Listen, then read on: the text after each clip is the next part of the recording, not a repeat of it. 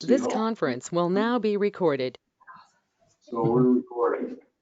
So the first item on the agenda that we want to at least discuss, it's a discussion that Brad and Ivan requested regarding the topic is the Main Street project. So with that said, Ivan, you and Brad have the floor.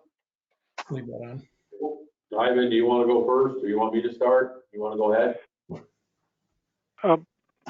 Brad, why don't you go first? Because I have a little bit trouble hearing. It's like sounds like everything is in a box. There's a lot of echo. Well, what we're talking about is a conversation that actually Peter had with Ivan about the dates that we want to exclude for construction on Main Street when we start. The dates that were presented to Ivan were the 30th of June to August 30th. So it was about a 2-month period. Ivan has some concerns with that. He has talked with several contractors, and Ivan has some ideas with maybe how we could present that. So we don't prolong the construction, and also the economic costs of just having it longer. There's going to be some costs that are incurred because of it being longer. But it's still totally up to everybody. Like I've talked with everybody. If that's what we want, we'll put it in there. Ivan has talked with some contractors maybe about night work during that time. If that's an option, or during certain times, during that 2-month period, having some night work, starting at 10 o'clock, going till whatever time we deem in the morning we want them. And then also maybe just having it in the contract that there will be exclusions during the 2-month period that will be set up at the construction meeting when we have it, after we have a contractor. But we have to have something kind of out there what we're going to do, because we can't have them bid thinking they can do some work in there and then have no work at all. So I think that's where Ivan wanted to go with this. So Ivan, do you have anything else you want to fill in? Well, basically, if we could, to include in the contract documents, there's an information to bidders. In the information to bidders, we can identify this time of the work restrictions and the possible options which will be considered during the time. One of them is perhaps a night work. Another possibility would be to work only early in the morning, or only certain period of hours during the day, or just something to have a tools to be able to work with at a time when we have a contractor and we're discussing the construction schedule. My main concern is that it's a big project. During the 2 months, hopefully there could be other areas of the project worked on outside of Main Street. But really, just think about there is not that many. But then the biggest, the corresponding concern is, Village would like to have the project completed by end of 2022. To exclude totally 2 months of the prime construction season that could affect that schedule. I think Ivan also and Brad that we would want to maybe, and we'll have to do this with a virtual meeting, I guess, but we would want to talk with the Main Street Committee a little bit about this and just present it. We have indicated to them that we would, and again, it's difficult until we have the contractor at the table to know what works and what doesn't work. But we did agree that we would try, to create a process here that would not totally annihilate our our Main Street business and activity. So with that said, it is, we'll get to that point. But I also recognize the fact that for a contractor to bid, you have to either put the extreme condition of no work in July and August, or try to come to a concessions as to what work could be done that wouldn't have a dramatic impact. And along with that, I know, Bill, you and I are aware of the fact, and maybe Brad, you are too now, that in June of 2000, the intention to host a world beach volleyball event, and the sites that they're looking to use at the moment, they're looking at the municipal parking lot. So how that gets timed in, that phase of the project, Main Street, we need to get a complicated calendar here that didn't exist when this project was conceived. So I think probably the best that we can do right now is to take this discussion and the concerns and put them in front of the Main Street group that's been working with us on this project, and begin to figure out, and again, I think absent the contractor at the table, it's going to be hard to determine what work we can do. Also, we don't have a schedule of work, and I know we've talked about this a little bit.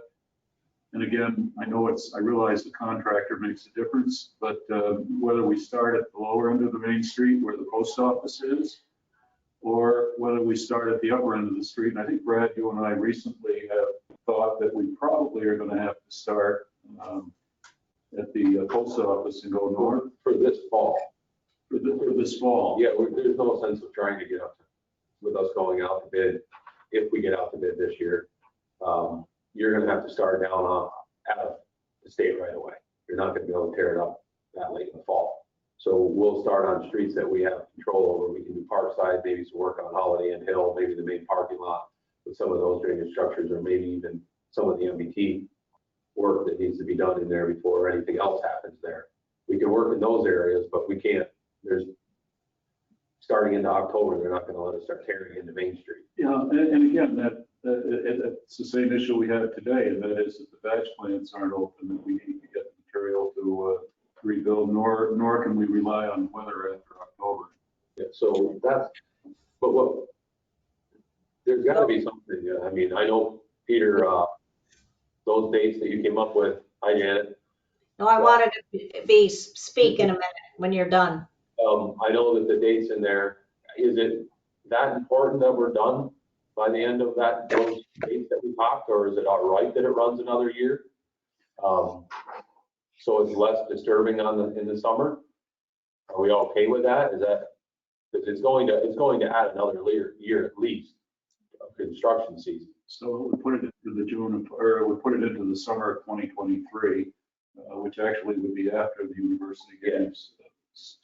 I think that's going to be, again, I think we have to involve some of those people that are planning that event in this conversation as well. And frankly, recently I've heard that they were looking at using sites that we actually are looking at as parking facilities. Certainly the municipal lot, beach volleyball would have an impact there. I've heard recently that they may be talking with the Historic Society. That's really a fallback parking resource for the village. So as I said to I think Greg Porcelari the other day, I said, you're taking away all our parking lots. Keep in mind that we still have to do business here.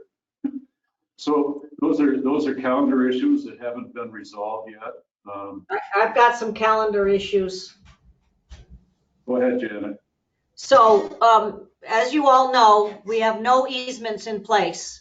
We have no easements from Lake Placid Vacation Corp, Town of North Elba, although they've said no problems. We have no easement in place from the Summit, and one of their conditions to granting us an easement is that the work Their driveway only happened in April. We have no agreement with High Peaks Resort. I assume that they will be like they were last year or 2 years ago when we did the sewer line across their lot, that they're going to be they're going to give us a very limited window of opportunity for the work there. So when you're sitting here talking about when this construction is going to happen, until we have those pieces of the puzzle in place, because I'm sure they're going to be very concerned about what time of year we're working on their properties. Right now you're just speculating. Well, they are back in talks with us over the easements up there. They contacted Ivan and liked what he had drawn at number 1 Main for their entrance, so they want to get back on that. They said they called us, so that is moving forward again. In the conversations the last time we had with the whole group up there, Craig and I were up there. I don't know if you were there, Peter. They were one of the ones that wanted us to start on that end. I told them it wouldn't be. I remember that meeting and Start up there, so we might be able to tell them, because they said they would rather, they phrased it as rip the Band-Aid right off, like get up there, get away from us, and we'll be done with you, and then the rest of the construction, you're away from us. and I don't know what your current conversations are with them, but I think we got to find out if they're willing to give us, or under what terms they're willing to give us, that 200 plus square feet on that corner, which now I think with the new plans has grown a little bit because the center line of Mirror Lake Drive moved. And at one time they were pretty resistant property. Anyway, Janet, you are not aware, I guess, as Brad is describing. Finally, I submitted 2 things for them, what they wanted. One, termination of the sidewalk by the main entrance to the High Peaks Resort. Second, provision for access to their parking area on top of the roof of the. Let me just finish this. On top of the lake house. So I submitted that, and finally they got back to me. They were very pleased with the proposal for the access to the parking. I said, fine, if you are pleased with it, then you have to let me know in writing that you agree before we do all kinds of changes to the plans. And also I also sent again the plans for the sidewalk termination, and I haven't heard back yet. So that's where that stands. And in any of your conversations, have they talked about the land, giving us the land that we need on the corner? Well, I told that person, his name is Dan Benda, I said, well, because I identified on the plan that the land which will be needed, because if we move the Mirror Lake Drive, we'll need more land than originally proposed. He said, we understand. But I said, well, just give it to us in writing so we can proceed. So I haven't seen anything yet. But that was only like a few days ago. Probably follow up with Janet, I can maybe engage a little bit with Reed in that conversation and just bring him up, apprise him of the critical nature of that particular discussion that's been going on. So if we get moving on that, I think that was one of the impediments to moving ahead that we had to have before we got started. Yeah, because it's a fair amount of work for us to change the plans at an intersection. And again, the response was from that person, Dan Benda, he's somewhere in Houston. He said, well, I showed it to my boss, and we are very pleased with what is being proposed. I said, fine, then just give us a written confirmation that you like this, so we can proceed. Okay, I just want to bring that up, that, if these, our partners in this may have other ideas, just like you just identified, that they wanted us to start at that end, and now we're talking about perhaps starting at the other end. I don't Well, think- as far as timing, I don't think we can let them to dictate too much to us, because they are getting a big benefit by providing the access they wanted, so they have to kind of be able to bend a little too. Plus, But the summit's not getting the same treatment, so, and we need an easement from them too. well, it's a temporary easement during construction. I mean, it's a few days situation. I mean, Now, I'm just telling you what their conditions were. I haven't seen it, Janet. No, because it's all been verbal, and then we're waiting because of the plans were, changing till I can go back with something concrete. No, we cannot agree to do it in April, I don't think. Okay, all right, well, Just, I mean, it's impossible to put that kind of time frame on it. okay. Well, it appears at this point that we seem to be making some progress on the easement issues, and I think there are things that we can follow up on. I wasn't aware that we made some progress there. I think that sounds encouraging. That's just in the last couple of days. Right. So I think, Janet, you and I can work with Brad in terms of following up on that and just making sure that everybody's on the same page. Okay, The other issue about contractor and the July-August impact, I really think, and jump in if you guys think otherwise, but I think we need a communication with the Main Street group at large in terms of, because they have asked for procedures that will help mitigate construction during any time that their business day is operating. We certainly will do what we can, but I think that's going to be dependent upon, at this point, the contractor that isn't yet identified.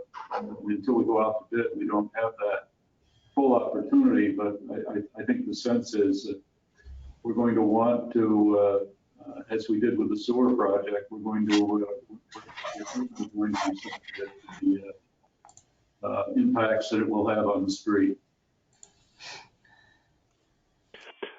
Clearly, we have to, we most likely would have to stop construction totally during the beach volleyball tournament, which is not too long, right? Correct?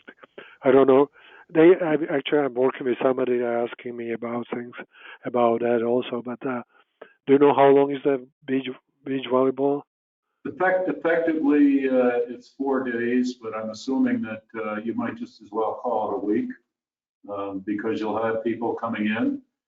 But overall, I think we can coordinate and communicate with the planners of that event, because in my mind, we have a narrow window of opportunity here to do these upgrades on the street, and we don't want to lose that opportunity at this point.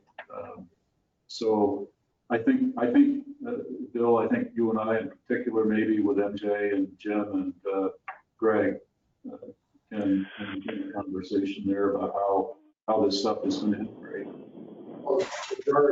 Also, I just I think everybody realizes that this is the total reconstruction of a main street, but it's not like we're gonna go in and we'll take everything will be worked on.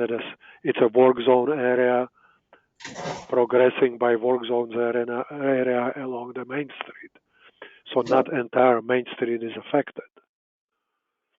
No, and I think that's an important message that as soon as we can do it, we need to provide the community with that type of information, that it's not going to be rip up the whole street at once. It's going to be done in phases. Probably, I think what I've heard, Brad, was maybe 300 to 500 foot sections. Yeah. And, Right. I mean, I mean, all those things.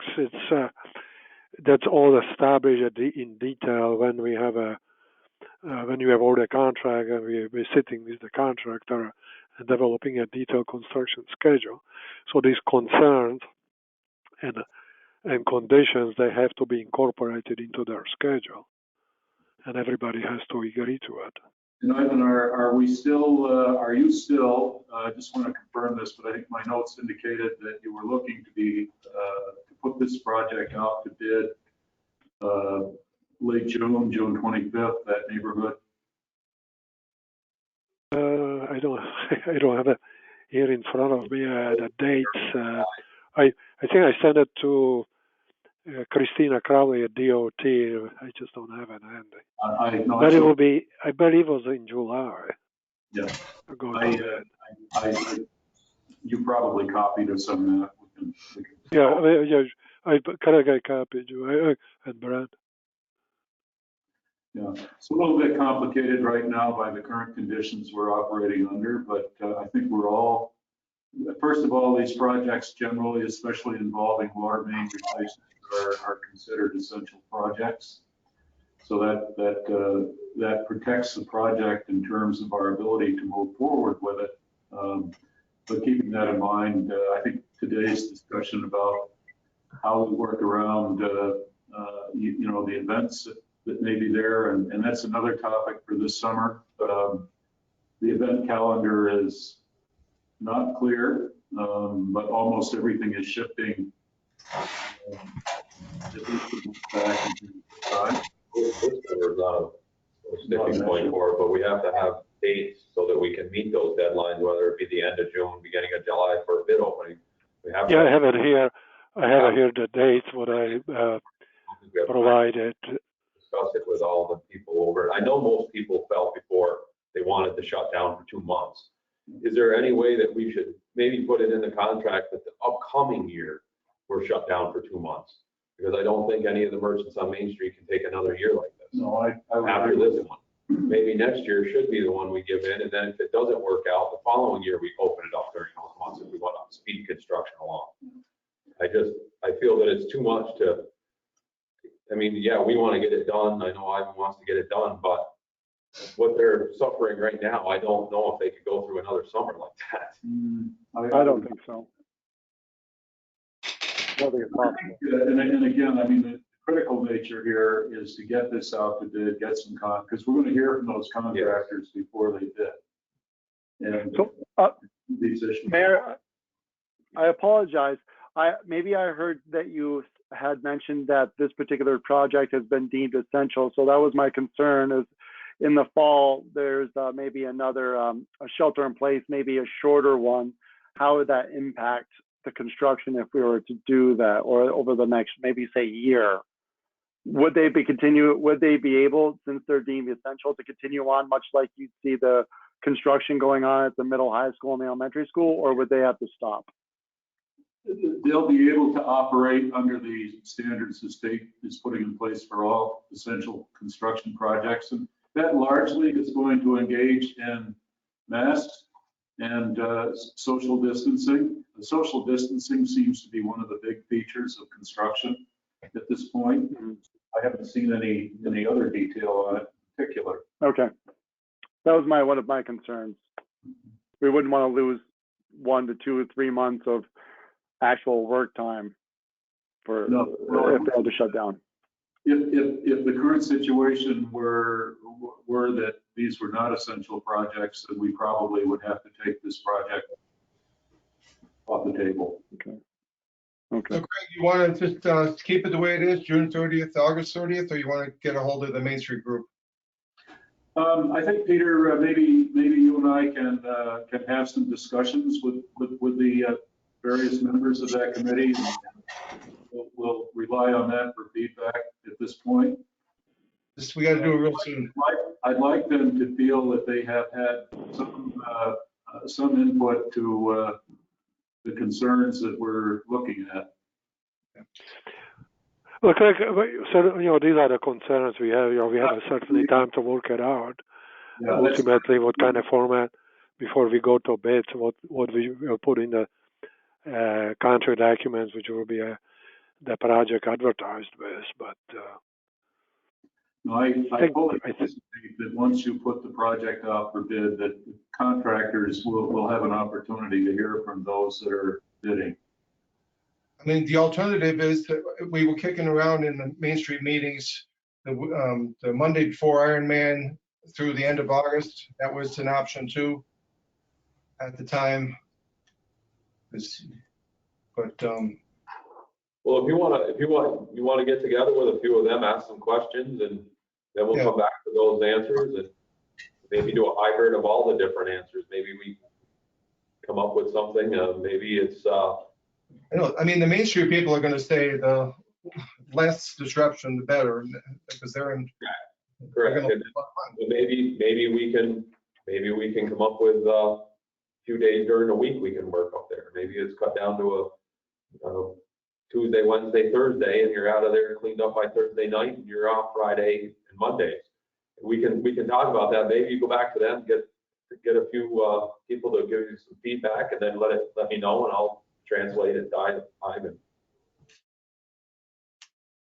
I think that's a reasonable approach at this point, but and again, I think we want, above everything, we want to keep the project on track, because if we don't, I think we're only going to run head on into a third summer season, which we do not want to do. So I think that's another issue here to think about. What about Okay. state sign-offs? What was that? The state, have they signed off on our project yet? No. no, not yet. No. Is that a No. big problem? It's not a big problem right at the moment. They are, I know I see copies of communications that are running between Ivan's work and the state. They're certainly keep paying attention and keeping in touch. Keep in mind also that the state of New York has other work going on Route 86, both on the east and the west of us, some of it this summer. So they're conscious of what we're doing, and I think their projects on the Wilmington Road and the Saranac Road are somewhat being orchestrated so that all of this work is done before the 2023 university game period arrives. Also, when we had our meeting in Albany, they laid out everything they wanted to see, and Ivan has addressed almost everything on their list, and it's the way they want to see it. So we don't anticipate there being another hang up. I also don't want to tell them that we're going to hold up anything, because then it takes their feet off the fire. We don't want to. So I would rather have them know that we're going to bid when we're going to bid, so that we get an answer, so we can get our work permit. Yeah, because they're very much like everybody right now. They're operating in a similar environment as we are, with only part staffs and work from home, and it isn't helping the situation, but we're managing to keep the project on top of the pile. If we can, I'd like to move on, Brad, to and thank you, Ivan, for your input on that. Sure, you're welcome. Brad brought to my attention last week. So I can sign off? Yeah. Thank you, Ivan. Okay. Take care. Right there. Brad brought to our attention. I'm in a The SCADA system at the sewer plant, on a topic that we've been watching for, I think, some time now, has reached the point where the software that drives it is no longer supported, and it's beginning to show a situation where we may not be able to maintain the reporting network that we need. Yeah. So I understand, and Brad, maybe you can address where you've been with this in the last week. Yeah, last Friday I had to have general control come back up. We couldn't file our monthly report. Everything was coming up with just asterisks on everything that we were trying to input. They came up, they got a few things going. We got all the fields filled in that we needed filled in for our report. But it's something I talked to you about before. I was trying to push it to when the water plant upgrade was and have it done at the same time, so it'll be a little cheaper. It doesn't appear we're gonna be able to. It looks like anything. It's just, these computers are all Windows 98 and XP computers, and we can't even get, nothing's licensed anymore, nothing's supported, and it's all that stuff that's going bad, the communications, and we can't even upgrade certain parts of it to make it work because it won't talk with the old stuff. So that's the problem that we're having now. But General's revising that quote. I have it in the budget for this year, but I don't think we're going to be. I think we're going to have to pull it out of the budget and do it before then on some type of emergency thing, because I don't think we can wait. I should have the price back from them. There was a few things we had to add because they came in Friday and they went right through everything, and I should have a price early next week, and I'd like to move forward with it. Okay, so you may have something before the board meeting Monday. But I don't know about Monday. Well, I might have it before Monday. Okay. Is it likely to have to go out to bid? I don't think we're going to be able to. I just, the issue is there are companies that can do the work. The only issue is one company, which is GHD. They gave us a quote, and General was they were both almost right on top of each other. General was a little cheaper. General's been the one that's been bailing me out. They were the ones here Friday. So I'd like to just get a quote and see if we can move forward with this before we have a major problem. I mean, nothing's speaking down there when this happens. None of the buildings talk to each other.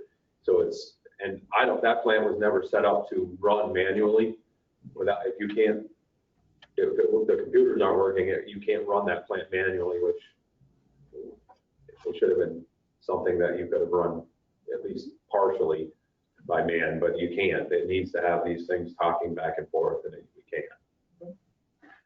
Okay, well, just so everybody's aware, there'll be more information coming forward on that, hopefully in the coming week. And as soon as we get it, we'll get it out so that we can understand what we're looking at here. But that's a critical piece of the operation for the wastewater plant. And I know I'm thinking back several years. I think the overall control system down there was something that's one of the things I had heard about, and the fact that we kept it operating this long is probably a testament to the willingness of code writers to tweak the software that's there. But it doesn't make sense to keep trying to patch it if in fact we know we're going to have to replace it. But in the meantime, it's patched for today. Okay. Anything else on that? In that case, then, Janet, we'll move on. Well, if the chief and Kimball are going to be quick, you're a little ahead of schedule, so they can go. I'm not going to be that long. Okay. I think the chief's discussion may be longer because we're going to get into a little bit of a discussion about what I would call post-corona planning. Okay. Well, I don't know if Kimball's short. Kimball is Kimball on? Yes. Kimball, can you hear us? Yes. Okay, we'll take Kimball then out of ahead of the case. The first item is a department request to go out to bid for replacement of cable. In this case, two different areas. Part of it is 15,000 feet of submarine cable to replace what was in cables under Lake Placid Lake, I think in the neighborhood of the peninsula. And also to replace 6,000 feet of cable along Mirror Lake Drive. And Kimball, correct me, but I don't think that involved digging up the neighborhood. Correct. It does not involve excavation. So right now, Kimball's discussion with me indicated that the cable or copper prices or whatever the metal is that goes in those cables is fairly good right now, and that this would be the time to secure those replacement cables that are going to be needed. The section around Mirror Lake goes from just beyond the Hampton Inn, and it goes for a distance toward the boathouse. The other section is up off the peninsula. It was a problem area, I think, last year, Kimball. Year before, actually. Year before. Time flies when you're having fun. So can't make a decision on it today, but I wanted you to be aware that that would be on the agenda for Monday. And any questions that you have for Kimball in the department, you have a few days to pose those. Any other comments on that? If not, the second request that will be on the agenda Monday is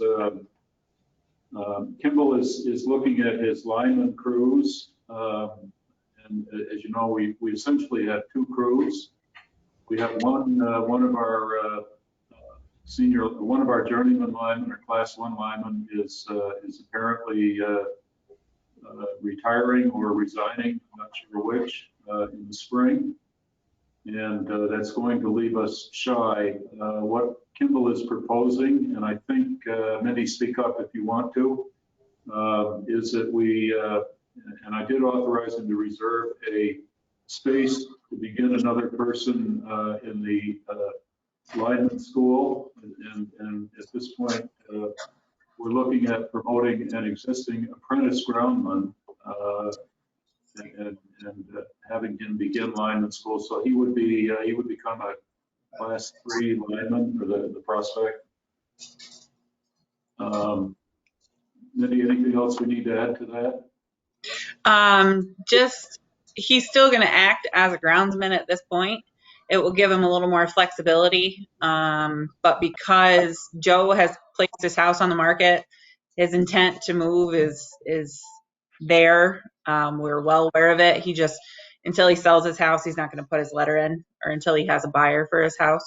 And Tony Blair has bought back all of his time from the New York State retirement system, which is what he was waiting for before he could potentially retire. So at this point, we have two that are on their way. It's going to take Jarrett almost 4 years to get through lineman school. So, you know, it'll be a process, and it'll keep him on the ground for a while, but it'll give him a little more accessibility so that, you know, we have some linemen on their way up. Okay, so the candidate is an existing member. We've looked at the labor agreement. It is supportive of promoting from within whenever possible.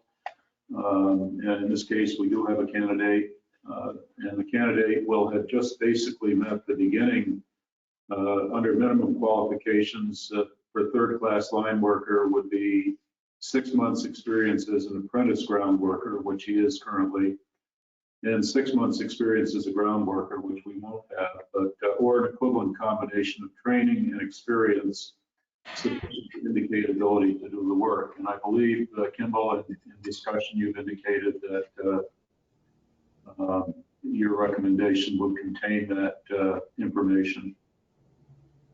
So again, this is something that we'll put on the agenda for the next board meeting for deliberation and some action. I did take the liberty of authorizing Kimball to reserve because there was only one slot open, and lineman school has been delayed just enough to make this work. So he will have the number of months that he needs minimally.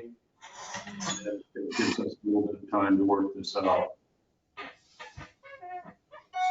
So it's information. Is any discussion?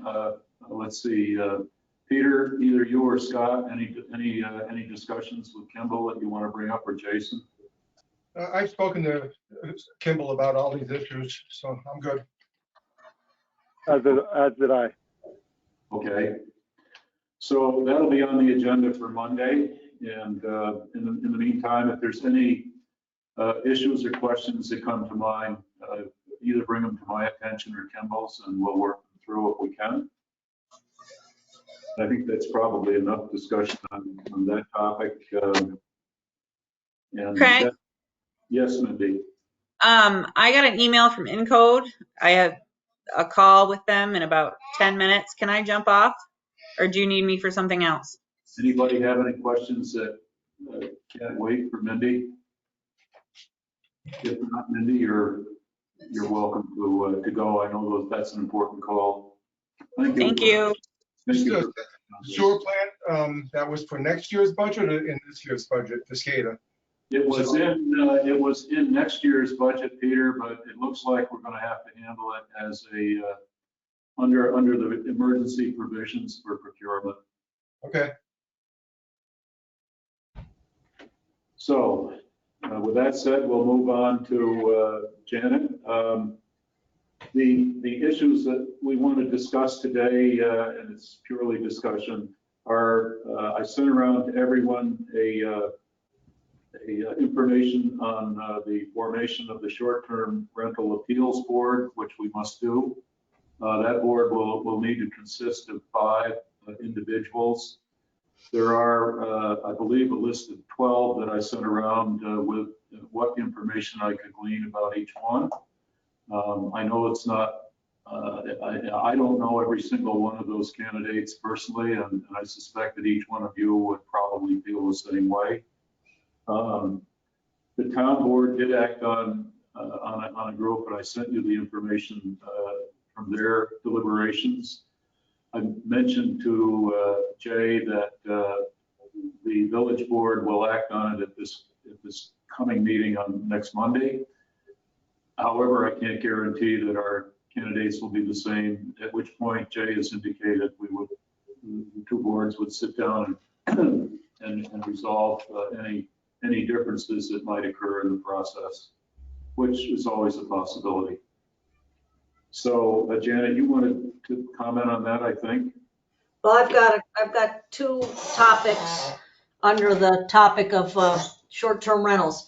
With regard to the composition of the appeals board, the statute does require at least 1 member be a village resident, 1 member be a town resident. I think what the town has done is they've nominated or appointed 3 village, 2 town.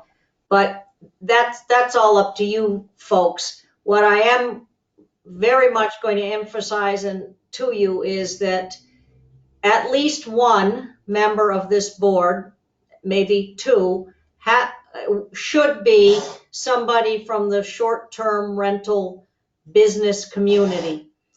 If you do not appoint somebody from that sector of the debate, sector of the community, I'm afraid that that will show extreme bias. It will not be well received, and it will not give any balance to the board. So I just want to emphasize that. And I think it would be very short-sighted, very foolish if you do not consider and appoint somebody that is involved in the short-term rental property business. I'm not making any comments about any of the candidates. That's all up to you. I think there is indication on what Craig sent around, what their background is, and I know there's a couple that are heavily involved in the short-term rental. So that's all I would caution you about in when you make your deliberations on who you might be considering. The new news is this morning I received a call from Ron Briggs, and the town is going to go ahead and enter into a contract with Host Compliance. You might recall that they offered a 1-year contract or a 3-year contract at a substantial savings. The town is pursuing the 3-year contract with Host Compliance. That would be a contract between the town of North Elba and Host Compliance. The village would not be a part of that contract. because it would be the town contracting with them. The hope and belief is that the cost of the contract would be covered by permit fees. So there's been no discussion at this point of the village contributing to the cost of that contract.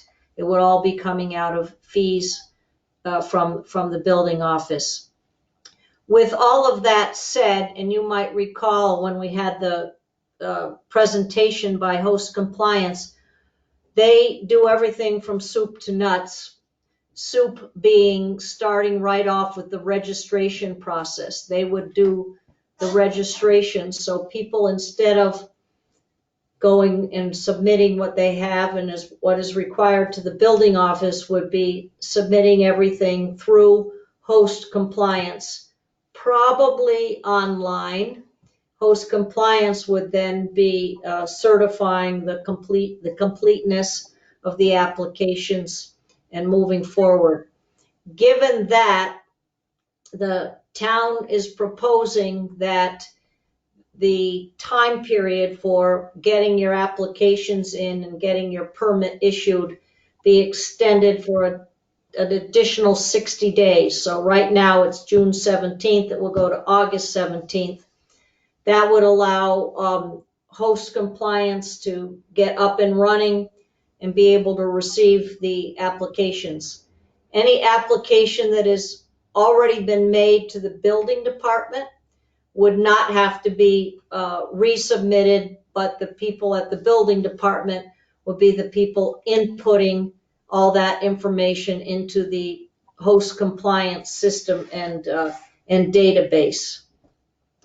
So that what is being asked of the village is the discussion as to the extension for 60 days for the permitting process, so that it'll all be in, for lack of a better term, it'll all be under one house, which would be the Host Compliance house. They did provide in the presentation that they give monthly reports. It would probably behoove the village to have an agreement with the town that all of those reports would be accessible by us, or if they're being printed out, they'd be shared with us. But that's the lay of the land now. The thinking, I believe, is that the building department then does not have to ramp up with the projected new employees that you saw at one point that Mike Orticelli was suggesting might be needed for them to run the program. So, Bill, the good news to you too is with this program, they have a 24/7 hotline for complaints. They wouldn't necessarily be going to the police department, if you all recall that from their presentation. So that's obviously this press release shouldn't go out if it's not the village board's pleasure to allow that. We need to act on that right now, Janet, or is that something that we can formalize on Monday? Well, I think, I mean, it's probably a resolution. I think that if there is urgency, the urgency is because they want people to start making their applications to Host Compliance, not to the building office, so that it's double work, and not necessarily meant to slow people down. It's meant to allow the contract to get in place, and Host Compliance has to get their system up and running. If you recall from the presentation, or at least it's my recollection from the presentation, that Host Compliance had already started inputting into their system some of the requirements of our local law, but it still might take them a little bit of time to get everything into the system. So that's the idea of the additional 2 months. So Craig, do you want us all to email Anita the list of our 5 people that we would like to see? And she can, Yes, I would ask each one of you to give me your 5. You don't have to prioritize them 1, 2, 3, 4, 5, but pick the 5 candidates that you each want. If you would submit those to Anita, she can collate that, and then I think on Monday, we can have a further discussion and make, depending on the outcome, we may be able to fulfill that appeals board requirement that we do need to do. And going back to answer your question, Craig, I don't know that the town board has acted officially on this host compliance because they, as you know, they had their last meeting in April, what is it, the first or second Tuesday, so they won't be having another meeting till that Well, Tuesday in May. The whole gist of things is to get that notice out so that the applications are not coming into the building office.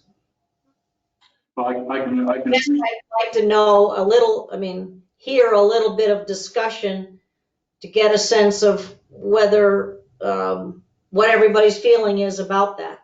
So I can go back to Ron and say, it looks good or it doesn't look good. Reaction, gentlemen? Okay. I think the host compliance arrangement, I'm supportive of that. I have been, based on the presentation we all sat in last. I had actually been hearing from them. I sat in on 2 previous presentations. Some of you were also in the second one. But I feel that the program that they offer appears to meet all of the requirements that we're looking to achieve. I also question, though, we were going to do some referencing, and I don't know that we've seen the results of that. I think you can call Mike or Darcy. I think they got all, really thumbs up, first rate. Maybe some of the people they called don't use all of the modules that host compliance offers. My understanding is the town would be all in on all of the modules. That's my understanding as well. Okay, I can follow up on that. I'll also follow up with Jay, the supervisor, with respect to what the timing of their board action will be on resolution for the. They may be calling a special meeting. I don't know. I know that I know that Ron was reviewing the contract today and trying to connect with the host compliance attorney. Okay. I will take the responsibility for coordinating with Jay, and I'll give you all the benefit of whatever information I can get from him. But Mark? Do we have any idea how long it's going to take host compliance to set up the module they need so people can book online or put their applications in online? well, I suspect they won't do anything until there's a signed contract, but no, I don't have the answer. My recollection is from their presentation that it's a couple weeks. I think they said something like it generally takes them, correct me, 6 to 8 weeks, but because they're already a little bit ahead with the Lake Placid project, because they've been inputting some stuff, it might go quicker. It was a bit of time. I would hate to see our application period push into the end of August. I mean, it's almost the whole vacation rental season, but You make a good point, Art. Any other points that should be made on that while we're in open discussion? Well, I want to reference, or at least have a comment towards Janet. She mentioned, and I don't mean this with disrespect, but you said it'd be short-sighted. I would have to, since this is being recorded, that I have to publicly disagree with that. The optics to the community may be, or at least to the SDR community, that the board is unbalanced, so to speak. But I think many would agree that oftentimes having someone within the industry regulating them doesn't really work out. And that's been modeled on the federal, state, local level. I just needed to throw that out there. Jason, I think the word I used was biased. Not, No, you said, you specifically said it would be, I said, well, if I said that, I meant to say that I think you need a board that has balance in it, and to not appoint somebody from the STR world would show bias. I understand and respect that. You had mentioned, you used the word, like, I just wanted to be very clear that I didn't want to agree. And then maybe that's not what your intent was. I just wanted to, since this is all recorded and being public, but I do see what you are talking about though.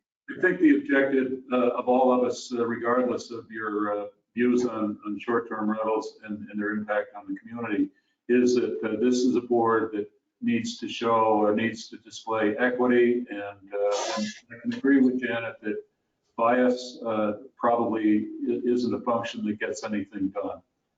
But overall, I think equity is what we're looking for, and as we would with any other industry, I would anticipate that we would have at least a candidate who probably is going to be, I shouldn't use this word, but is going to be biased toward the industry they're in.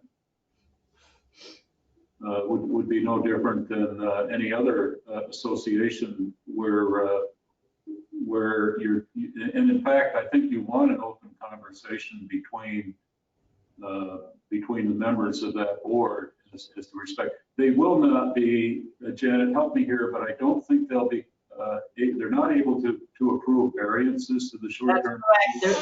There's no variance procedure in this local law. The ZBA is not involved.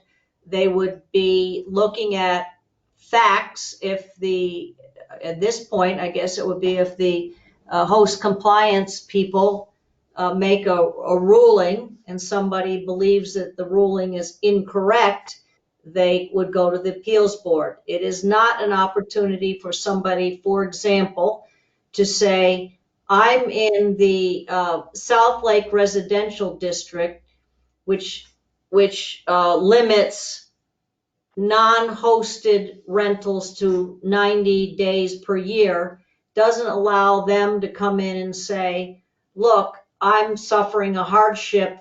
I should be allowed more than 90 days. So please, I need a variance. That is not what this board is empowered to do.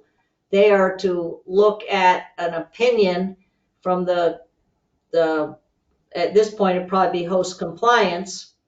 And they say, maybe there's a determination that you don't, I'm making this up, you don't have enough parking, and the applicant shows a mathematical way. Maybe they say, well, I'm using my garage, and somebody has said, well, your garage is full of stuff, so you can't park in there. And they have a factual dispute over that. They cannot, as I said, get a variance. I want to go back to Jason's point. I think when a municipality appoints a board from the community, you always want a cross section of the community. And in this case, a cross section of the community includes people of many different feelings. The people who don't want any STRs, the people who want all kinds of STRs, and that's where I'm coming from, so that you get a cross section of the community on any board that you ever appoint. So that. Oh, I completely understand, Jen, and not to belabor the point, but when you have, let's say the town is appointing someone who has 5 short-term rentals on it, the appearance to the rest of the community is now, one is that they have now been legislated into residential communities, and now on a board overseeing it, there's someone who owns 5 of them. I don't Okay. feel comfortable with that. But I understand that's a town appointment. I would completely, but I do understand and I do respect your perspective on wanting to have a proper cross section to represent an issue. And I Jason, completely what- respect that. Jason, have you looked at what the town voted in? Yeah, I have it right here on my board. I mean, up here. it's basically, they're at the point they did it. It's 2 vacation rental people. It's 2 with no interest whatsoever. And 1 that slants towards the hotel section. I mean, that's a pretty good representation, actually. So- I feel like it's it's just a matter of a perspective. I think having those 2 that have short-term rentals, I think is inappropriate from my perspective, but that's So just my. to move this along, I think the mayor suggested all of you give your lists of who you would have and Anita will compile it. I'd like to get a little more comment from you on your feelings or your belief about the extending the registration out an additional 60 days so that I can let the town know and Craig can let the mayor know where we think we might be going. Didn't we discuss this? I apologize, Mary. Didn't we discuss and come to a resolution in the last workshop session about that? This is Thought we had brand a new. discussion. This is brand new, driven by the town now moving forward with host compliance and that the registration would all be taken over by them.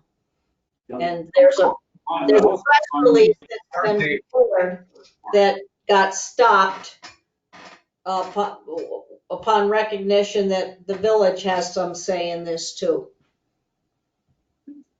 The issue here is that the village board did indicate its support of the utilization of host compliance, assuming we could get to an acceptable contract, which the town apparently is willing to take on its own, and that's fine. I think subject to our being able to get access to the information that we need, and we'll need to work on that.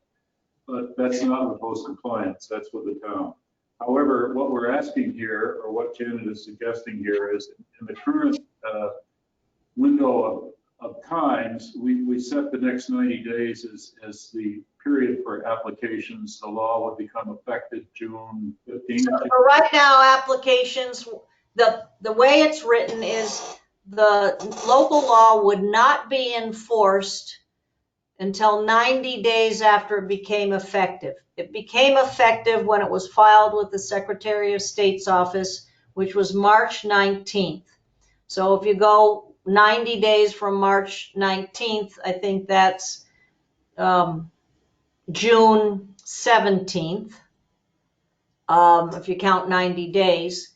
Now to allow the ramp up to go through host compliance, the town wants to extend it an additional 60 days. That's the enforcement of the local law. I don't know how many applications have come into the town as of today. I don't think there's that many, but I do think people are working on them. I think from the last time we had this discussion, Mike was present. Maybe it was a board meeting. He said there was 12. a negligible amount. Yeah. So 12. why would we want to extend it 60 more days when we have a more efficient system in place? Because we have to let the question is to get the system, allow the system to come up and running. And how long would that take again? That's why they're asking for the additional 60 days to allow that to happen. Janet, is the idea that host compliance is going to look at the applications and make sure all the input is correct and take that job away from us? Or is it just that they're going to have the people type the information in?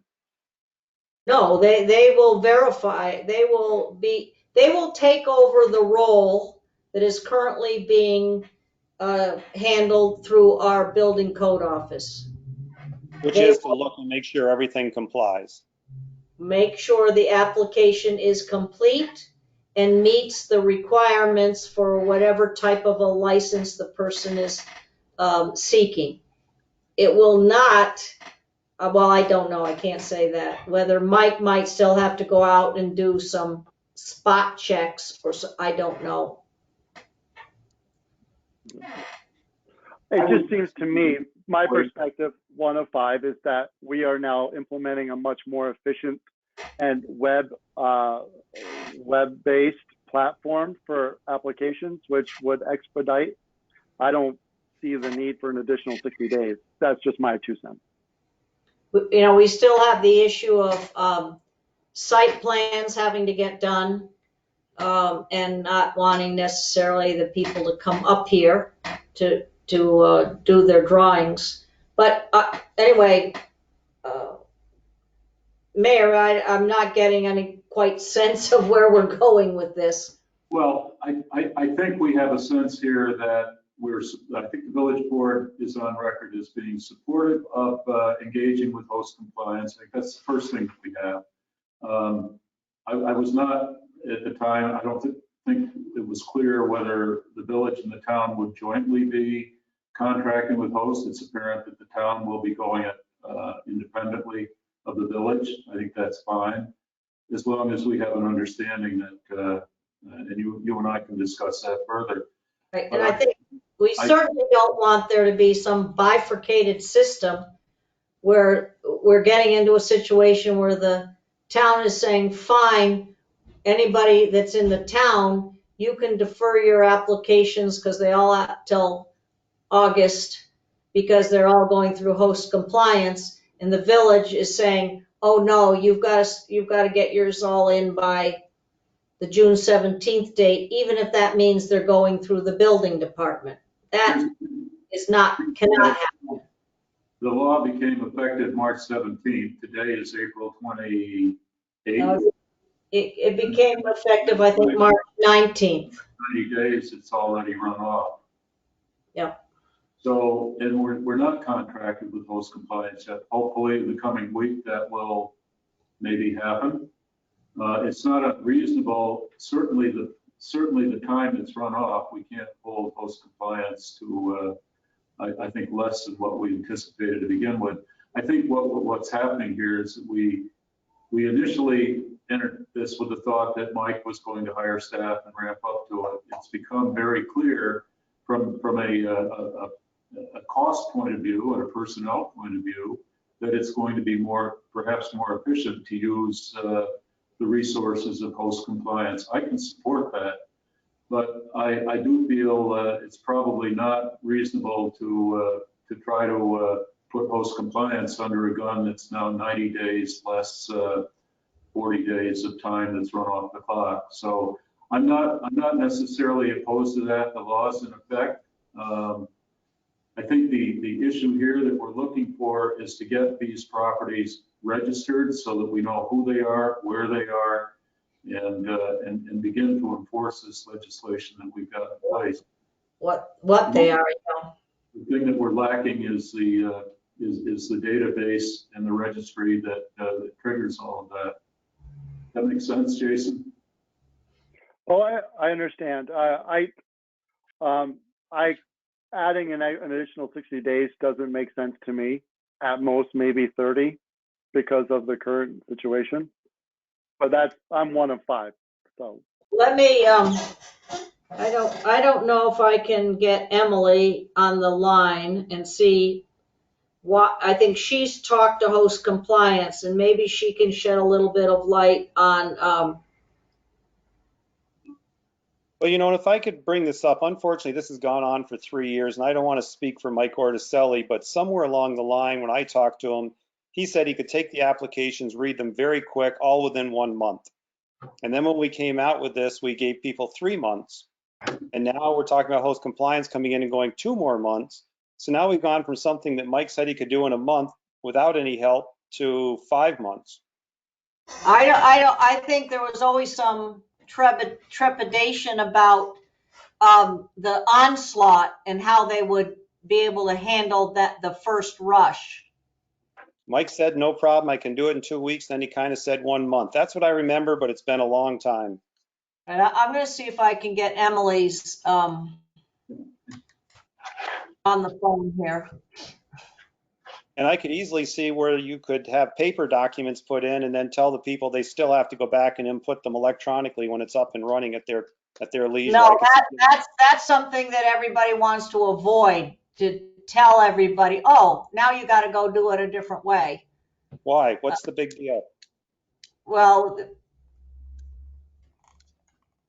it's double work. They say we applied. Huh? And that's why we're going to, or that's why the building office is going to, I guess input before I can whatever post them, they've I have to already go to had. Sally. I mean, hang on, I'm trying, does anybody have, Mayor, do you have Emily's phone number? Because I'm not coming up with it. I can grab it. 524-8766. 524-8766. 524-8766. How about Mike Orticelli? He'd be a good one to talk to. I think Emily's been the one dealing with host compliance.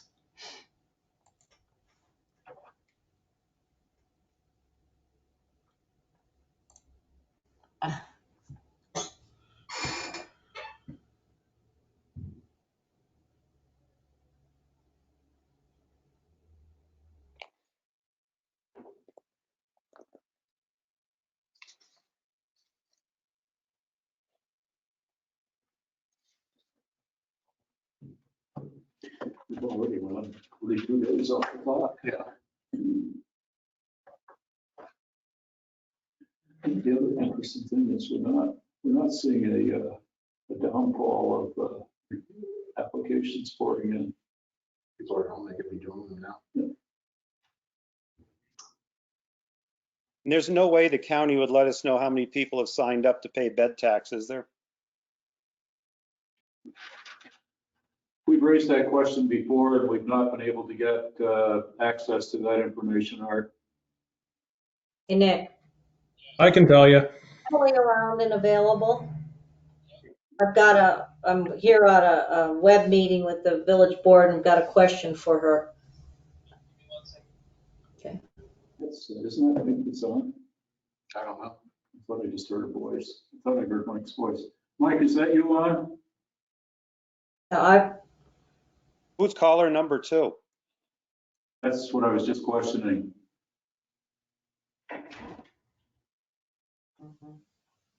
Can the caller please identify themselves?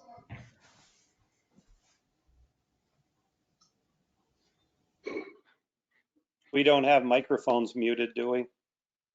No. Okay.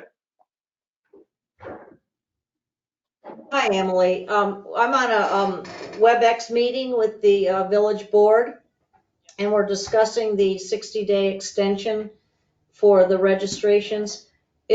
What's the reasoning behind that? Is that to allow host compliance to ramp up?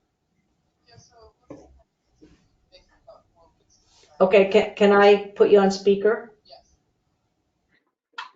Can she call in? No. Can you hear Emily? Can you guys hear me? Yeah. Yes. Sorry, I just ran from outside, so I'm a little out of breath. Host compliance will take about 4 weeks to build the program. It's because they tailor it to our specific law. So 4 weeks is for host compliance to build the program, and then the other 4 weeks was basically just because of the pandemic, which gets 60 days. So why don't you make your comments to Emily, or ask, that answers the one question they all had. Why do we need another 60 days? And the other question they had is, why can't people continue to make their applications to the planning office and then subsequently get everything inputted into the host compliance database? You mean not asking applications to stop, right? Yes, that's what. Okay. So that was my first question to host compliance. As I said, can we just keep accepting applications, and then essentially Brit would be putting them into the system once it's built? They said yes and no. And the problem is that if you think about when you have like an online portal, someone is doing it through their phone or through the computer, and they're building like their own profile, right? And so Brit would be building, if she did it from the back end, she wouldn't be the user. So she'd be building these people's essentially host compliance account for them, which isn't really how you want it to work. You want people to be in control of their own account. So that's the reason for halting the applications. And that way everything would be in the same format. And so if you're asked to, however the application, through the online application is set up, it would all be uniform. Like every single permit system would have the exact same information in the exact same format. Do you know how many applications the building office has to date? I think it's around 40. I actually didn't ask today. It's not many. Yeah. Not many, but enough. And so I actually think that they might have to go back and ask those people to then resubmit through the online portal. And I think, I think that's going to cause some people who are already upset about this to be even more upset. But what's the other? They'll be okay. No, I thought Brit was going to be I heard from Ron that anybody who had already applied, that the building office would be inputting their information for them. Yes, that is definitely the plan right now. I don't know if it will work perfectly or not. But the whole thing is that we don't want to be doing that. Like, we don't want to be creating we want people to be doing that themselves through host compliance. And that's the idea of stopping the application process so that everyone is on the same page and using the same program. So one other question that came up is, we previously, it was decided that for the non-hosted properties where they're limited to 90 days in a year, because we were already so far into the year, that we would allow them to have 90 days from, I think it was from March 17th. How are you going to handle the 90-day limit if you're giving them basically what we're saying, the law isn't going to be enforced. We're not telling them they shouldn't have their permits in. We're just, the way it's written is, we will not be enforcing this. Right now it's 90 days after the law was effective.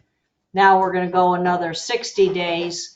So what's your thought on how you count the 90 days then? Because by August 15th, some people may have already rented for 90 days. So this obviously has been an issue since the beginning of from looking at it from the rollout point of view, because it's not, if you do it from the date of the application or the date of the permit. So if someone got a permit March 20th, then they were limited to 90 days from March 20th to the end of the calendar year. So it was an incentive for people to wait until the end of the rollout period, essentially, to wait until June to get their permit, because that's when the 90-day clock would start. Yeah, no, I know we recognize that. We also recognize that some people would have already had bookings. You'd have to honor those bookings if they had. So that's why the compromise was, okay, you get 90 days from the effective date of the law. But now, what are we going to do if you're going into August for permitting? Is this just a goodbye year?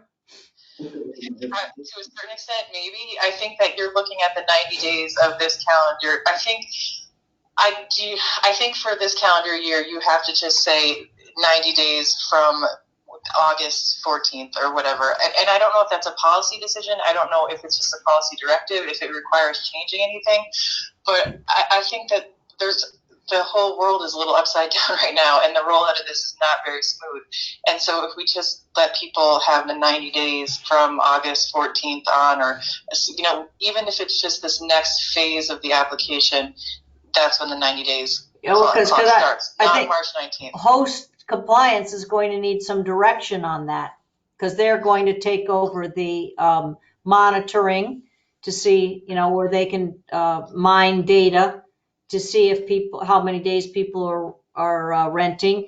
And then they would be issuing citations, if that's the right word, or warnings or whatever. Warnings, yeah. But that's a whole different topic. I just wanted the board, in discussing their feelings about going out to August 15th. One of the questions was why, and you've explained that. Yeah, I mean, the big thing is 4 weeks for the host compliance to build the program. And so, but let's say like it takes 6 weeks instead of 4 weeks. So there's like a little bit of a buffer there by making it 60 days in case things run a little bit longer. I would just hate to issue another press release that says, oh, we're extending it again because host compliance is still building it. And I'm not doubting host compliance, but it was just to give us a little bit of a buffer so that it was a good date, an honest date of when we are confident that we will be up and running, and also not pushing people to come up here to try and map out their parking on their property. Just being cognizant of the fact that we still don't want people traveling here. And I did talk this morning with Bob Marvin, and I asked him if he'd been hired to do very many site plans, and I think he's done under 10. So people must be either hiring a different surveyor or doing them themselves. So board, does that? I mean, the purpose of drawing Emily into this was to answer the question, why the extra 60 days? And you've got that answer. Do you have any other questions for Emily? I think not. Thank you, Emily. I think a question I would have had was, how many people can they sign up per day? I mean, could 100 people apply in one day? Or do they have limitations at host compliance? I think I heard that correctly. And I'm assuming it's like signing up for unemployment benefits. I would think as many as the system can hold. So hopefully multiple, hundreds of people can sign up in one day.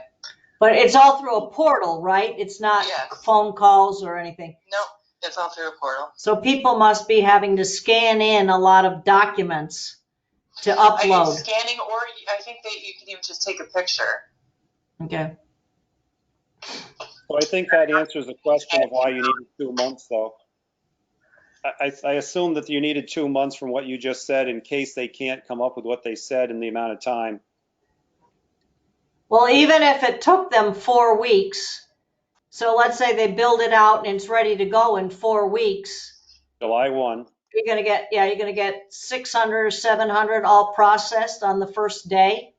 Well, that's what Emily's saying, that they need, she's giving, anyway, it's a little bit of a buffer. That's where I was saying 1 month would work for me. That gives them July, but if the problem is host compliance may not be able to do what they say they're doing and they go 6 weeks, I understand that too. So if you contract with host compliance, let's say May 1st, which is Friday, so probably isn't going to happen.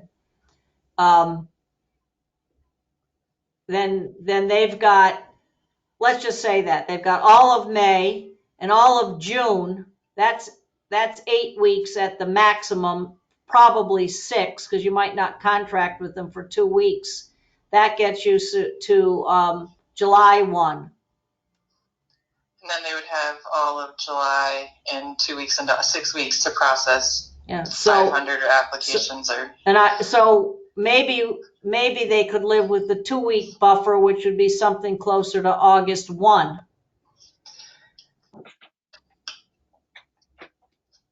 By they, do you mean the village board?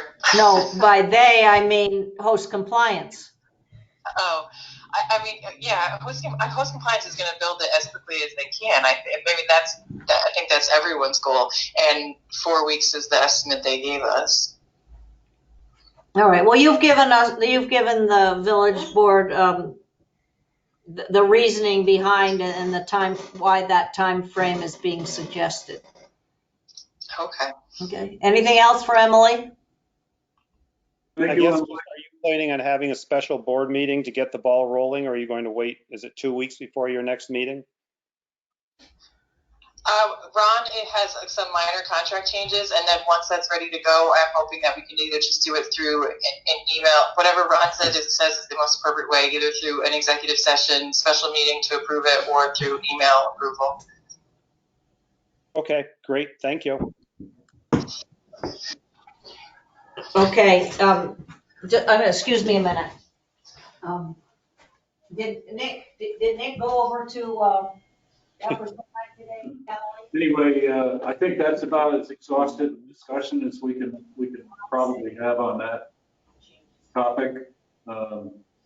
Any other questions that we can answer at the moment? And it looks like at this point, and I'll work with Janet on this, we may have to put, depending on what's in the legislation, we may have to put a resolution on to recognize that. But at least we understand the reasoning behind why at the moment they're asking for it. I too would like to see it shortened a little bit, but I was not giving them consideration for the pandemics. Okay, well, I guess we've beat that horse to death. Janet, it looks like that would be a resolution for Monday. Yeah, whatever you guys come up with, you've now got all the information that there is to be known at this point, including that the town is willing apparently to move this right along. Right, okay. If that's the case on the short-term rentals, the other thing I'd like to mention briefly, and it's somewhat related, is that at the time we passed the short-term rentals, we also passed a resolution, and the town has done likewise, to move forward with the development of a steering committee to begin the land use code upgrade, overhaul, whatever we choose to call it. The town board is looking at their people as being the town board representative would be Emily, Mike Orticelli, Darcy LeFave from the building office will be on it, Jackie Kelly, who is a current member of the Joint Review Board, Bill Billerman, who was a previous Joint Review Board chairperson. I think we all agree that he's very knowledgeable. And then Dan Kelleher, who is he works for the APA and he does economic development type work.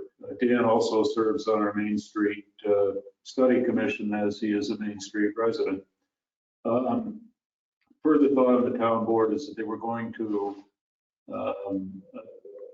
approach Tim Smith to see if he would provide legal advice to this committee in his capacity as Joint Review Board counsel. That leaves one position at large to be appointed. What I am thinking is an at-large community person. There's someone that's been working on our Main Street Development Committee, has a planning background, very interested in this community, and is a resident of Lake Placid. And that is Liz Clark. So you may hear from me Monday evening on that.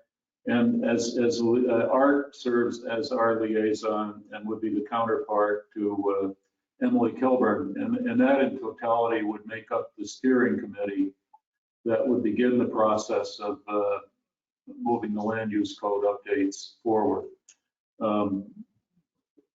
Certainly, I'm only offering that as information today, but the town board would, and Dean is actually already kicked off with the first meeting, I believe this past week. Art did attend that meeting. And I think that I guess we might phrase that meeting as more organizational. The town got a little bit ahead of us on that. So unless you have, and you can consider the names I just read off if you feel that there's some other compelling voice that should be. And remember, this is the steering committee. This committee is going to have to figure out how to move this process forward and how to keep in touch with the community. I suspect if they follow previous community undertakings that the Development Commission has done, that there will be a number of public information sessions held along the way.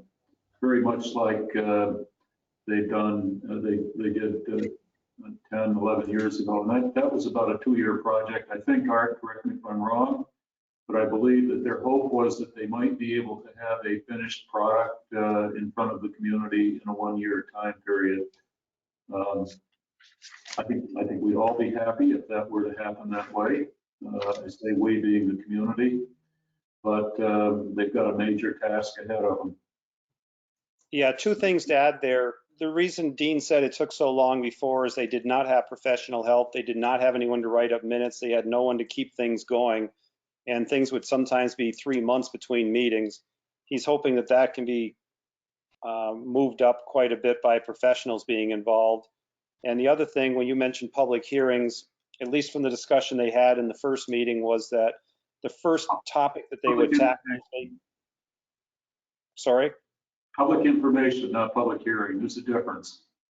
Okay, when it came to public hearings, there have been so many public hearings already. Their first topic to tackle was going to be vacation rentals. So they didn't feel there would be any public hearings at first until the group came up with something and then had one towards the latter part of the year. Right. But I guess what I'm trying to make is that public information is a way of getting input from the public. It's not a public hearing per se until they're presenting a piece of legislation. So there's just a fine line, I think, between using the terminology here. I think when I was having discussions with Dean, we touched on the public information sections. There's got to be a mechanism so that as this process moves forward, even with professional help, that something happens maybe a little bit like what happened when Emily did the housing piece. That's the distinction I'm trying to make here. First of all, Liz Clark, if she's appointed, and she should be appointed, she will lend a whole host of professionalism and experience in this thing and how it should go forward. To the steering committee, yes. Yes.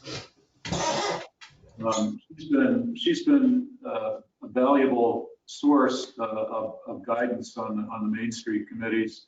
She's had a long history in planning, and she does planning projects. I think currently she does more work maybe for the federal government in terms of parks and recreation type planning. But she's a resident here. I spoke with her. She would be receptive and would be willing to serve if she were appointed. So I offer that just so you can have some thoughts about it between now and Monday. And if there's other recommendations, certainly you're welcome to bring those to me.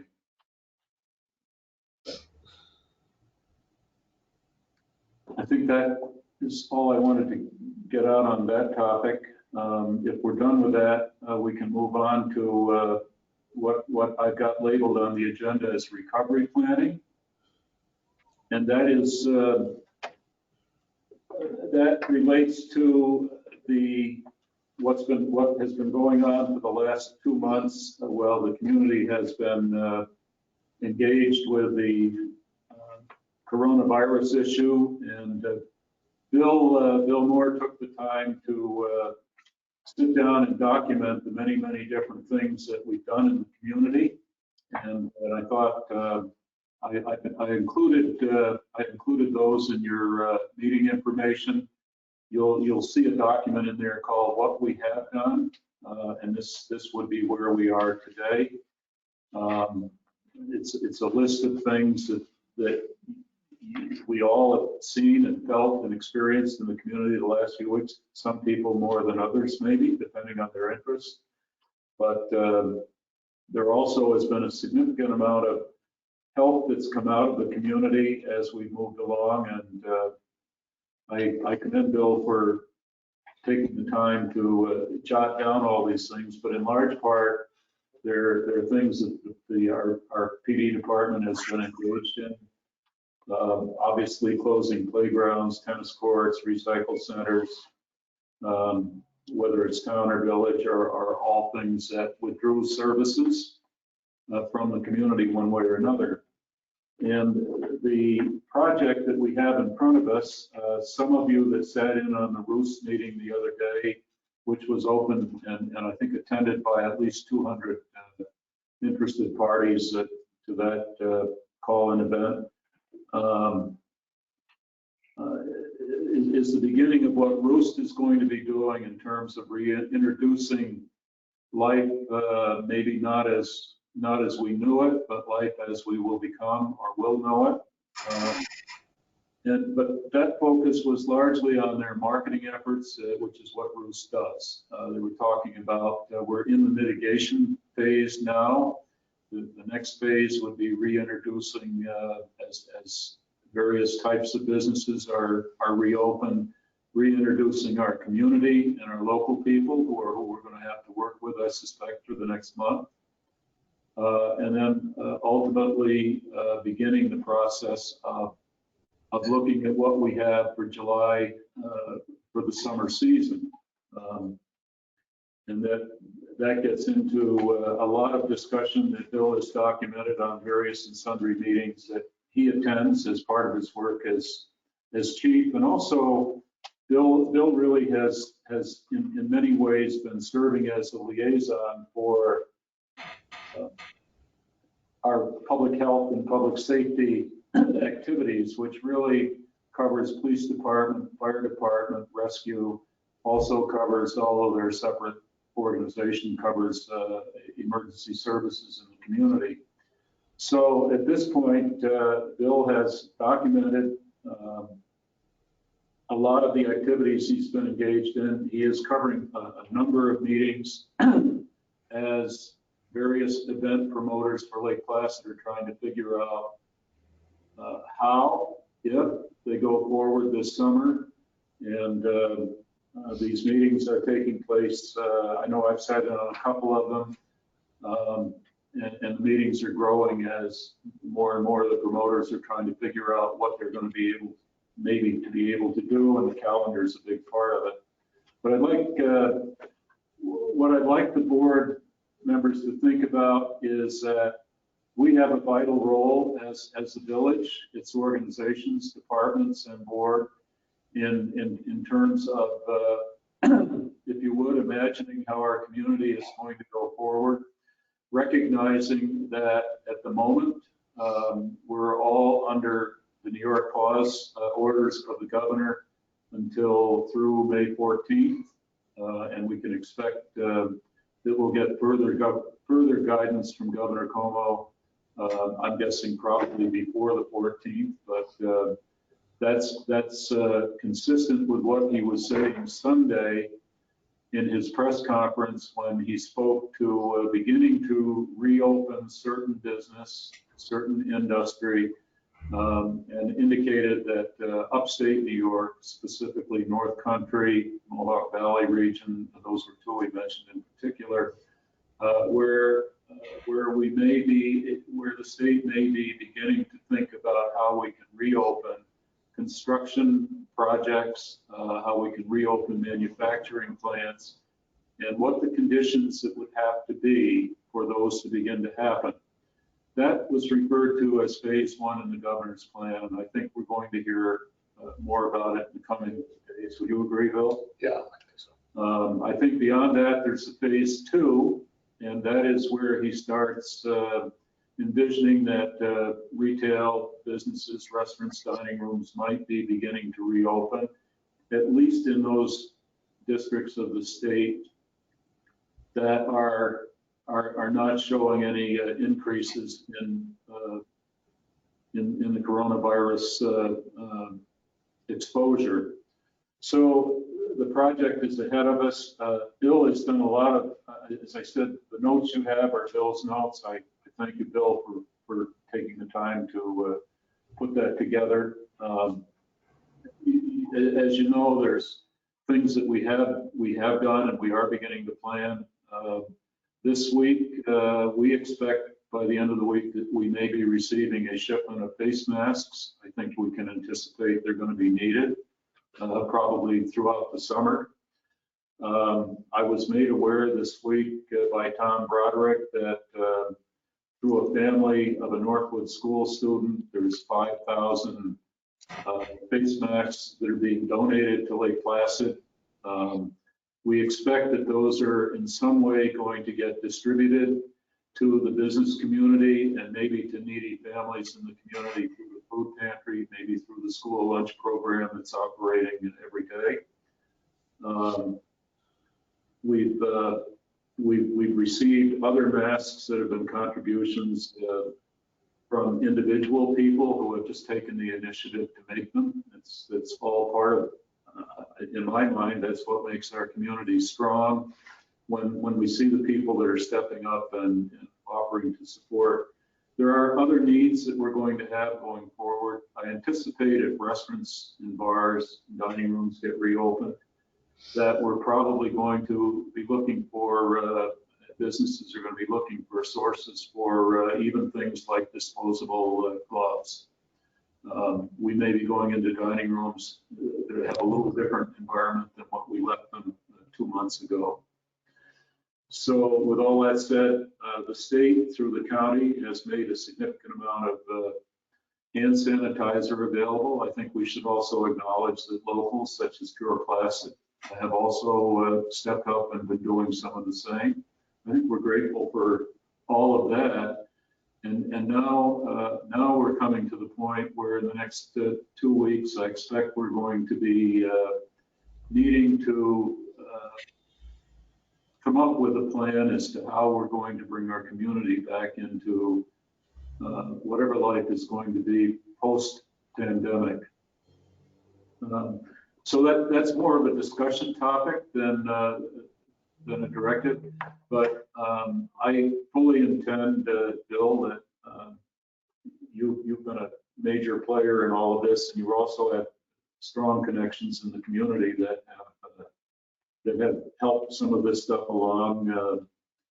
I want to keep Bill engaged in the process. I think he's a good point person for what we're doing, but this is a village at wide process, so we'll certainly engage our departments as we did in the beginning. What was it now, 2 months ago, Bill?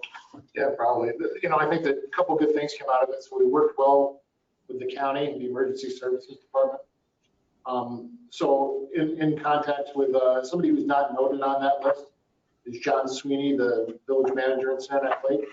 He's also gotten us masks, and he's opened up a door to the Trudeau Institute for us for all of our emergency service personnel with the N95 masks.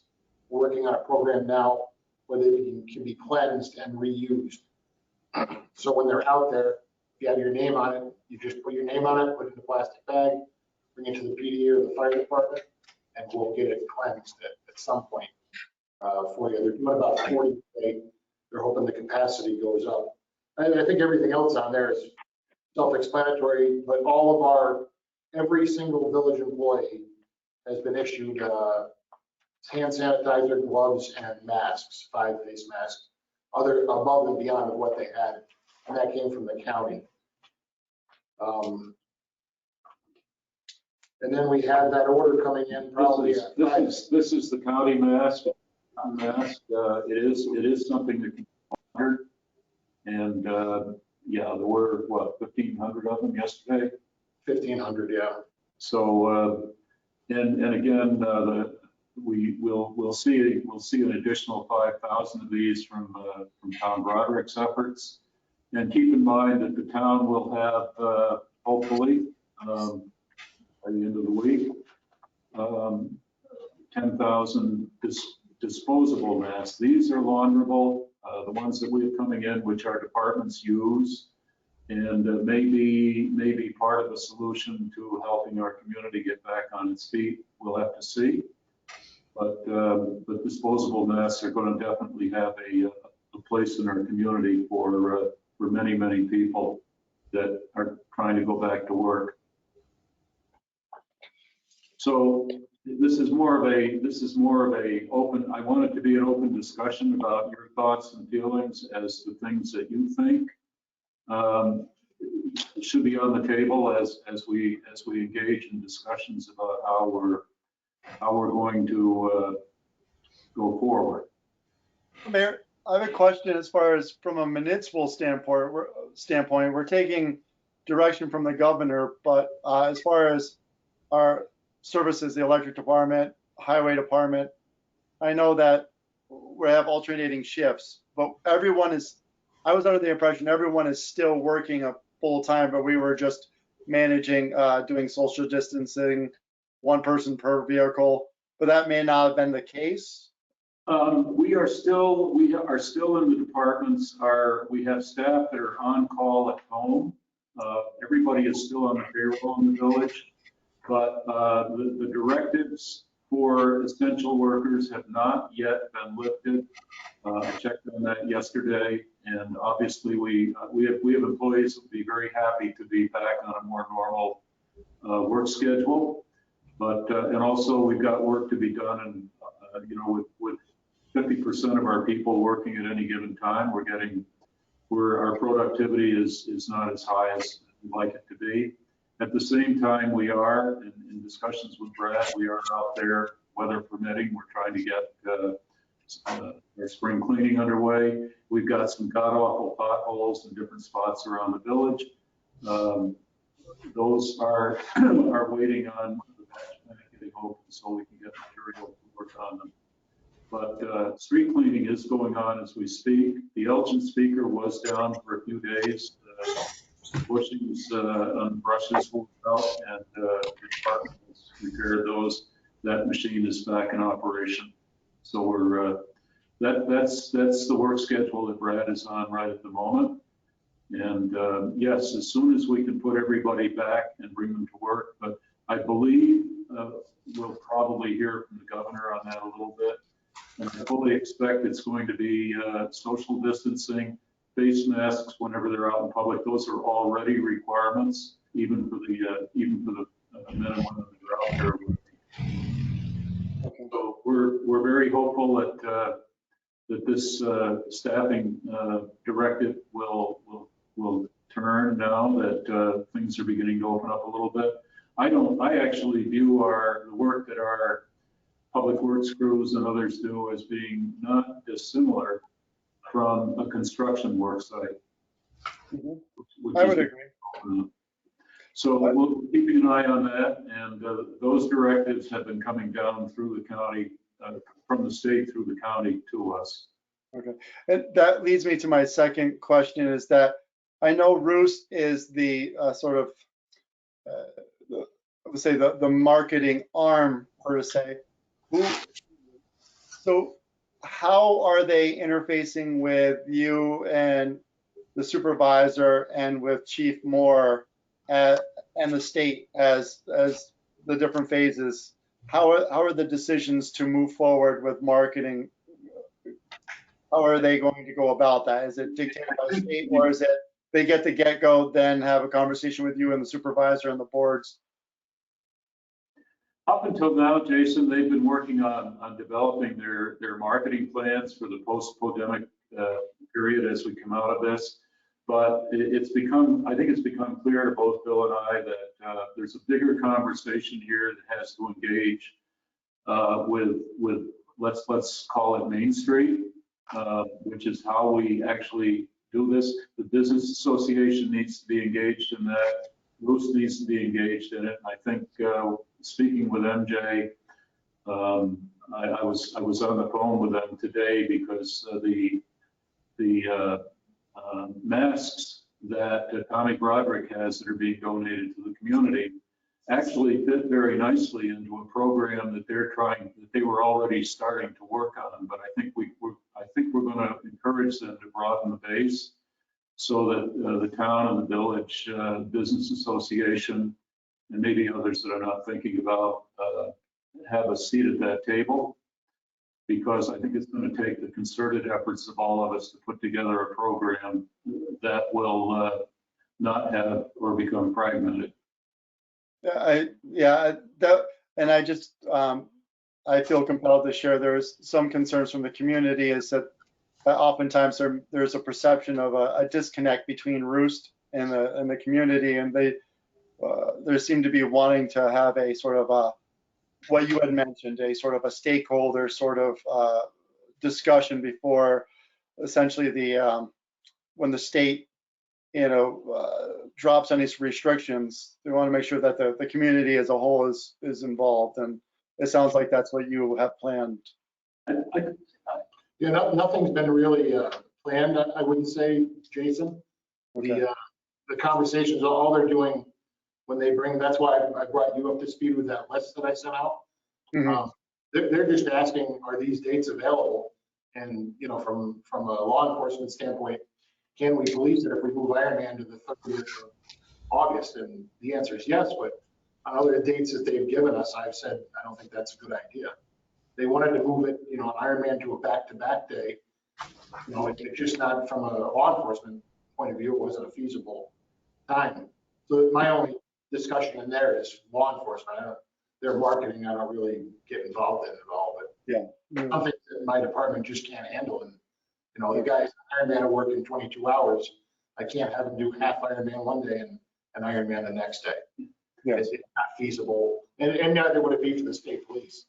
Another example of something that can happen if we don't work together.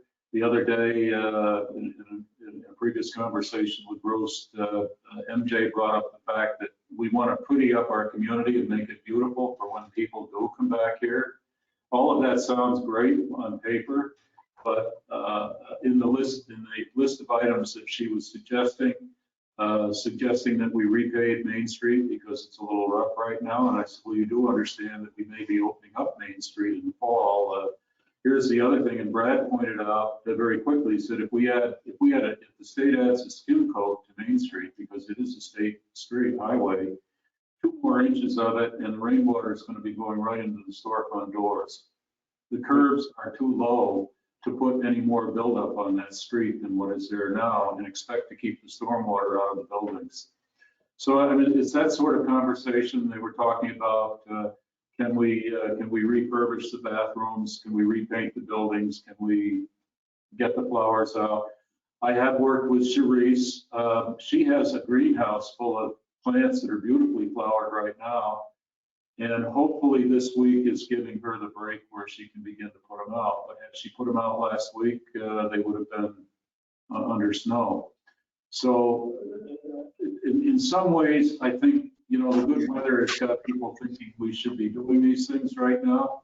And there are logical explanations as to why it doesn't appear that we've started a lot of this stuff. But Brad has got his street cleaning equipment out there working. Obviously, if he could bring back the manpower that isn't on at the same time, we could get more work done.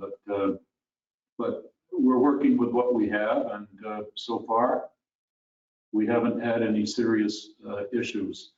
But and as far as reopening the public restrooms, yes, I think those are going to have to be certainly the interiors are going to have to be thoroughly cleaned, sanitized, and then the question becomes, if they are reopened, what do we have to provide there in the way of normal sanitizer for just hand sanitizers? Are we going to be required to do that? I'm guessing the answer is yes. We don't have directives on that yet. There was talk about repainting there's always, every year there's talk about, well, Mayor, you've got to repaint the wall in front of the bank parking lot. We'll certainly look at it and we'll keep it spruced up as much as we can. But even there, the committee that's working with Jim Edgecombe on a parking design, I think is very close to sharing something with us that we may be very happy to see. Okay. So, Hey, Craig, Craig, sorry. In Billy's list of things under village, it says workforce mayor. It's not your decision to let our men go back to work full time? as soon as we're given a directive, Peter, that we can do that, we will do that. We don't have that yet. I was checked yesterday on that. And at the moment, we don't have that. We can put them back to work if we had, like Brad has 2 different shifts. He has a morning, a day shift, and then he has a late afternoon, evening shift. He can do that. So there is some ways that we can keep working.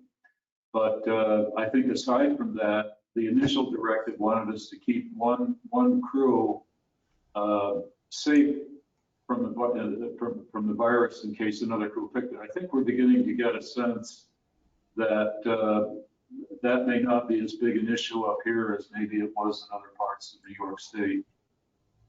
The electric department, half of the guys could check in at the ABC building and half of them at the plant and never see each other. Just have 2 crews work. Well, I'll investigate that possibility, Peter. As I said, we are watching it day by day because I do expect that there may be some relaxation of that. And we'd like to get our people all back on the same track. And again, I think even going forward, essential workers are going to be engaged with social distancing. It's something we all have to learn, and I'm guessing we won't be shaking hands so much in the future. I'm not sure what the what the gesture of welcome or respect is going to be in the future, but I'm guessing it won't be handshakes. Maybe this. This is a conversation that's going to work forward, but I think Bill and I will continue to be the point people in the conversations with Roost across the street and with other organizations as we start trying to get things in place. And any thoughts, ideas that you all have would certainly be worth hearing.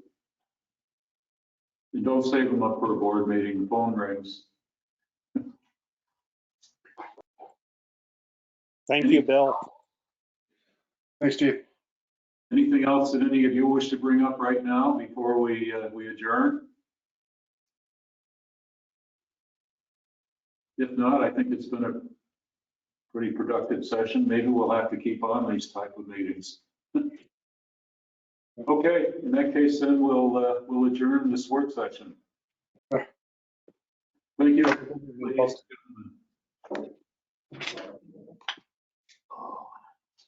So I think you have to end the recording there, Mary. Thanks for Okay, where did they?